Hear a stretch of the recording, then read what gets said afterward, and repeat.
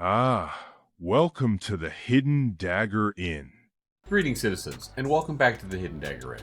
As we approach Phase 3 coming up on August 4th, with new people still entering the world of Vera, I decided to put up a more detailed walkthrough of how you should navigate Lionhold at the start of the server. This is intended to get you some quick levels and get you out of Lionhold as quickly as possible, while still hitting the key quests for gear. So stay tuned, and if you enjoy these kind of videos, please consider hitting that subscribe button. Now that we've entered our world, our first step is to go over to Gatewatcher Bronson and accept her quest to kill the 3 goblins that are outside to the right. As we start to head out through the arches, one of the things you'll want to keep in mind is you can find some weapons and shield in here. You can also find them out here, and then you'll want to go ahead and pick it up. You have some daggers right here, there's a wand, the longbow is right here, and the short bow is just right over here. Once you have your weapons, go ahead around the corner and we're going to start killing our 3 goblins. Make sure that you pull them far away from the guards, because they will go ahead and kill them for you and you won't get credit. Now that we've slain our 3 goblins, we need to continue down the hill and talk to Scout Hadrick. When you talk to Scout Hadrick, he's going to ask for your medallion. Go ahead and give it to him. He's going to shine it up for you and give you a rare version of it. From that point on, we're going to go ahead and continue back down the hill. As we round the hill, you're going to see a woman waving her arms in the air, and that's Officer Talahad. Make sure we stop at her, and we're going to get the first quest that's going to ask us to get the Ember Spring. Continue forward and look for Billmaster Harold. You'll see the commission board next to him. Grab his quest, and while you're at it, go ahead and grab a few quests, the Goblin Masher and They Darken Our Skies quest. You will need these because they give 6 dull glint each, and that will give you 1/1 silver if you do both of them. Important to remember that some quests on the commission board can only be done at night.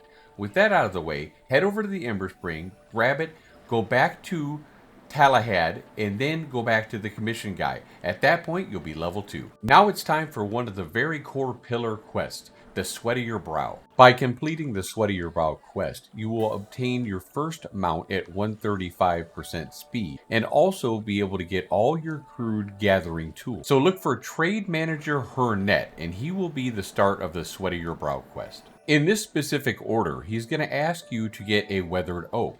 Go around the building and to the left and chop a weathered oak. It's important to remember, now that you can trade tools, to equip your axe before you actually chop the wood. Once you've chopped your weathered oak, head back to the lumber mill right next to Trademaster Hernette and process it, which will take 15 seconds. Once processed, turn around and give it to Trade Manager Hernette. He will then give you some materials for a mining pickaxe.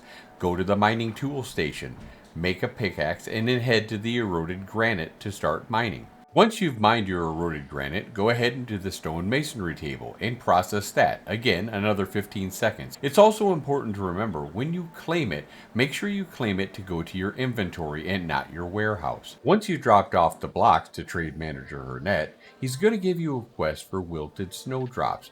Go northwest, you'll see the map highlighted with the objective on your mini-map. Once you obtain the snowdrops, go ahead to the lab just around the corner and process it into snowdrop powder.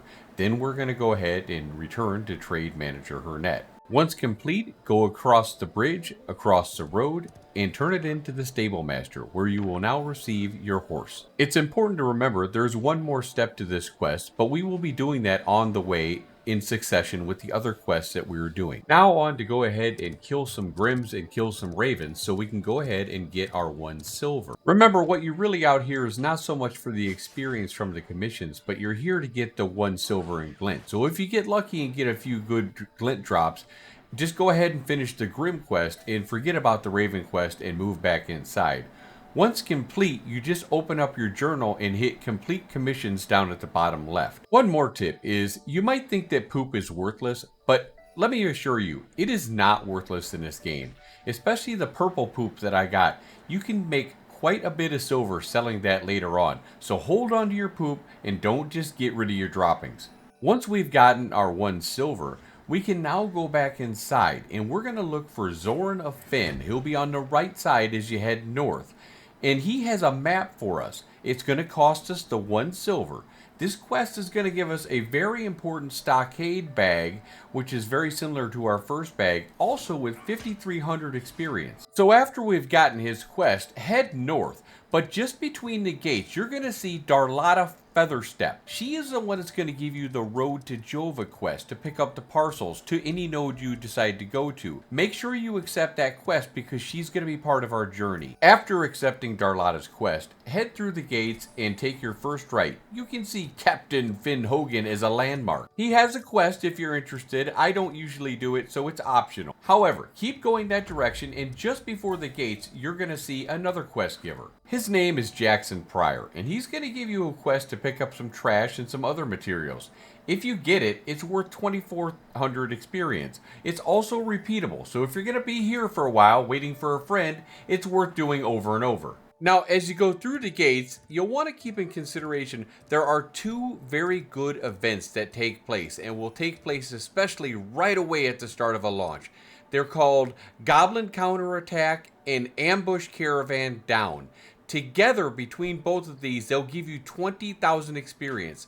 So if you see them pop up and you'll see the big circle, make sure you stop and do them before you continue the Stockade map quest. Even if you see them pop up and you're late to the party, just try to get 1 hit so you can get credit. Remember, those only will respawn every hour if there's player activity. Okay, now back to the map quest for the Stockade Bag. Now remember, you're going to be relatively low level, most likely like 3. So unless you have a group of friends to go through there, they spawn fast and they're about level 5. So take it slow. Stealth in preferably if you can to grab the location and get out. So now that you found there's nothing in the treasure chest, go ahead and report back to Zorn of Finn.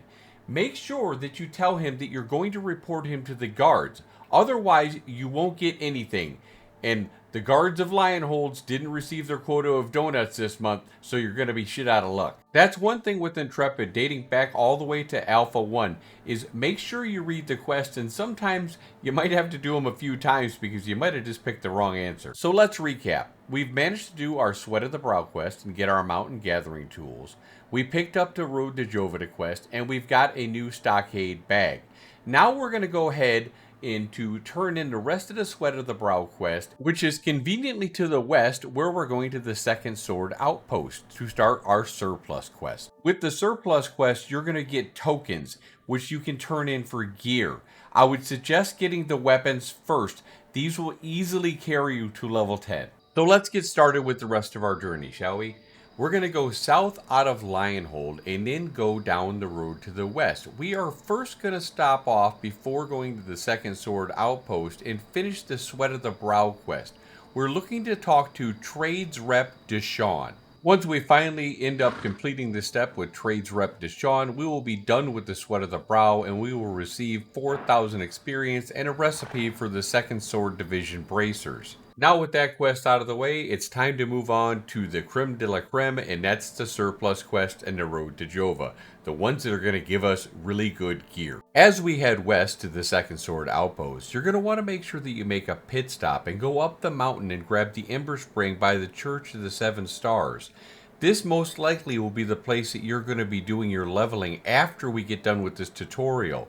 And remember, the Pride of the Lion mount drops there at nighttime from a boss. Once you've grabbed the Ember Spring, go ahead and jump off the mountain and just keep heading west and run right up to the gate and go into the Second Sword Outpost. This is another quest that you have to be careful what text options you choose.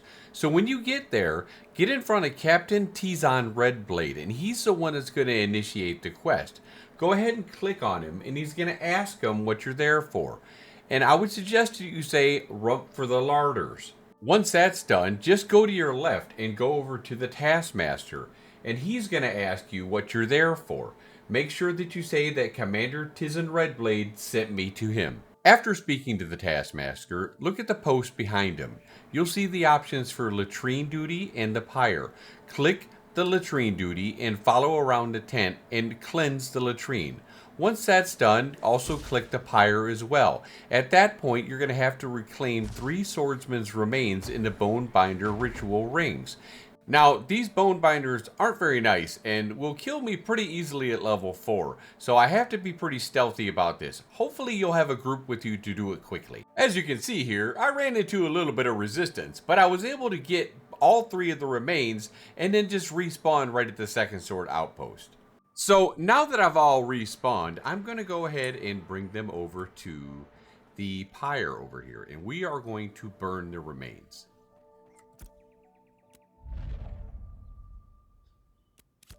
Once that's done, you're going to have to go ahead and speak to the Taskmaster of the Second Sword Outpost again. Now, after you go to the Taskmaster, he is going to tell you to go back to Captain Redblade, and he is going to give you another quest, of course. He's going to tell you to go speak to the sentry at the East Shore Watch.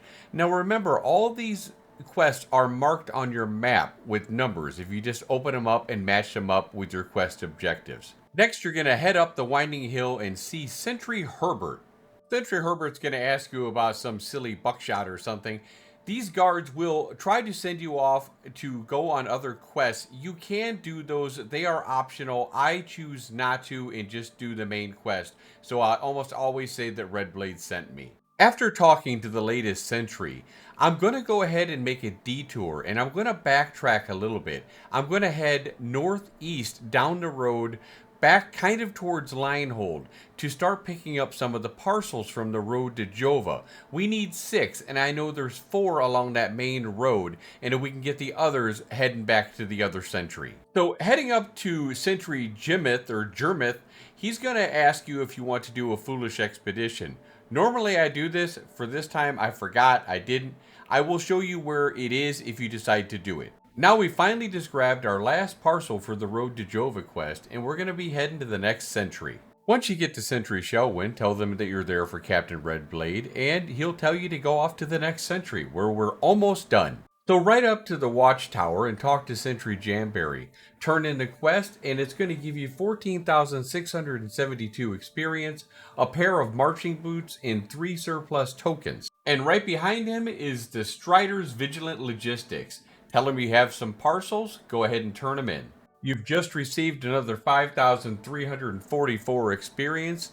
You also have a total of 6 surplus tokens now. And remember what I said, we're going to head into the vendor and I'm going to show you exactly where to get them in Jova. But make sure you use them for weapons. Absolutely essential. And there you have it, guys. The quests are complete. You now have yourself some very good gear, weapons that'll last you till at least level 10. Now you go out and grind a level and a half, get to a level 7, head to the church, get a group. At level 10, you can do the Highwayman Hills to about level 12, then go to Oakenbane Keep, which is 12 to 15, and then from that point, from 15 to 19, I would say go to Ruins of Cephalon. I hope this video has helped you guys out. Welcome to the community, all the new players, and thanks for watching. May your caravans always find safe passage. Thank you all.